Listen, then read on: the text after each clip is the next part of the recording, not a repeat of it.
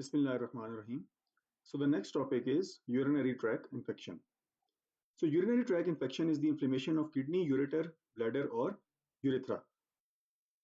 Almost 85% cases of UTIs are caused by the gram-negative bacteria which are inhabitants of intestinal flora. The common organisms causing UTI include E. coli, Proteus and Klebsiella. Moreover, there is Enterobacter and Streptococcus faecalis which are also inhabitants of GIT. The viral UTIs include cytomegalovirus and polyomavirus. Polyomavirus is a growing cause of urinary tract infection in the immunosuppressed people recipients of kidney allografts. The fungi causing UTI include Candida, which causes granulomatous inflammation.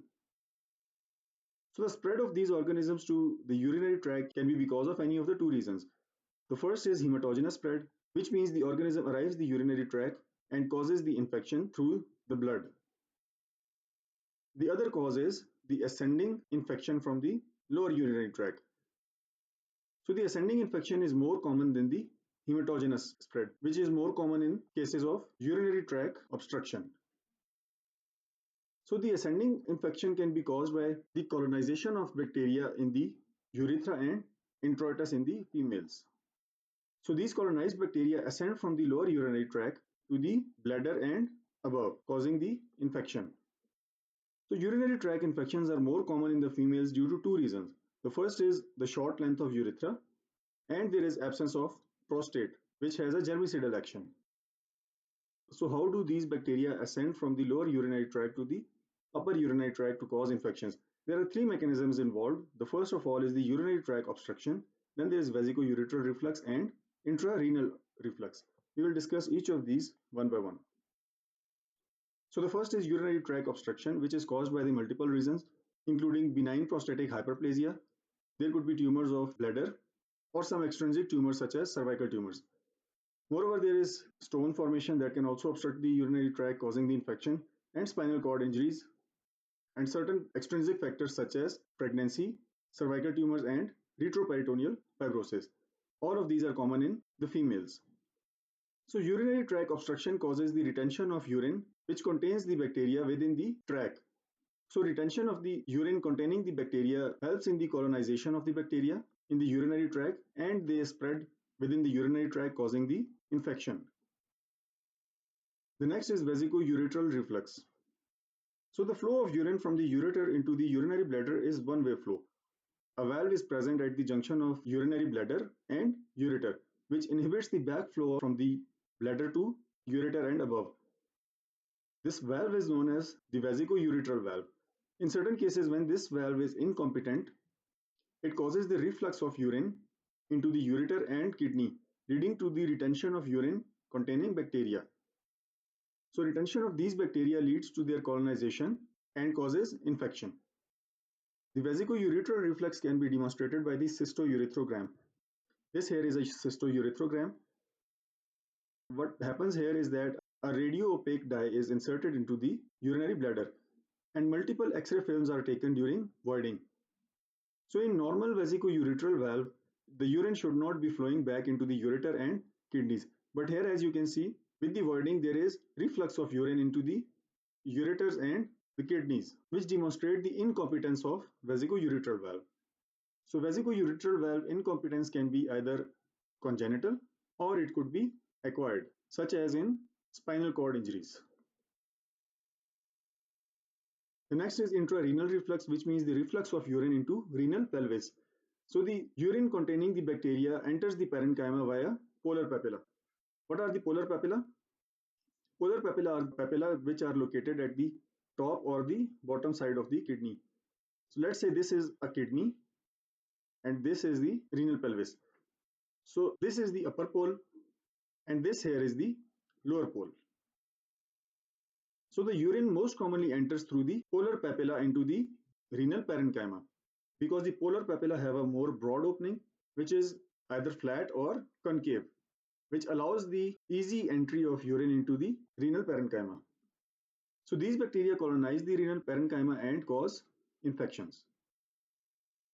Coming on towards acute pyelonephritis, which is a complication of urinary tract infection, it is suppurative inflammation of renal tubules and interstitium. Suppurative means any inflammation which is associated with the formation of pus, or it is a purulent inflammation, and it mostly involves renal tubules and interstitium. Glomeruli are mostly spared, but in an advanced disease, glomeruli also get involved. The morphological picture of acute pyelonephritis reveals patches of interstitial inflammation, which is associated with the presence of pus. As you can see here, there is abundance of neutrophils in the interstitium and renal tubules. So these neutrophils cause tubulitis and ultimately tubular necrosis, which is associated with the formation of pus. So this pus can be either localized in a small patch, or it could be extensive, forming a large wedge-like pattern. In the early disease, there is only neutrophils in the tubules, then there is formation of pus in the interstitium, and in the extensive disease, glomeruli also get involved, which leads to proteinuria. So morphological complications of acute pyelonephritis include papillary necrosis, in which one or all the pyramids of the kidney are involved. Necrosis is typically of the distal two-thirds of the renal pyramid. The histological picture reveals neutrophils presence at the junction of diseased and normal tissue in a jigsaw pattern. Moreover, there is coagulative necrosis. As you can see here, these are the pale yellow necrotic areas, and there is involvement of renal pyramids. And in most cases, only two-thirds of the renal pyramid is involved. Next is pyelonephritis, which occurs as a result of complete obstruction, and there is an inability of the drainage of pus through the urine. So as a result, what happens is that the pus accumulates in the renal tissue, and the calyces, pelvis, and ureter are completely filled with the pus. Next is perinephric abscess. So perinephric abscess means the spread of pus and purulent exudate beyond the renal tissue and renal capsule. So the outcome of acute pyelonephritis is that the neutrophils are replaced by the lymphocytes, macrophages, and plasma cells, and healing occurs with the formation of scar. The scar is formed by the fibrosis, and calyces and pelvis get deformed. Next, there is tubular atrophy and interstitial fibrosis. So these three characters are actually the hallmark of acute pyelonephritis outcome. Coming on towards the clinical features, so acute pyelonephritis and urinary tract infection are associated with multiple features, such as urinary tract obstruction, which favors the colonization of bacteria leading to the infection. Instrumentation of bladder, such as insertion of Foley catheter, can also cause bladder infection known as cystitis. There are increased chances of urinary tract infection in the pregnancy. Vesico-ureteral reflux might also be present in the patients of urinary tract infection or acute pyelonephritis. So at the early age, urinary tract infection is more common in females rather than the males. But as the age grows, the causes of urinary tract obstruction become more prominent in the males, such as benign prostatic hyperplasia, which increases the chances of urinary tract infection in the older males.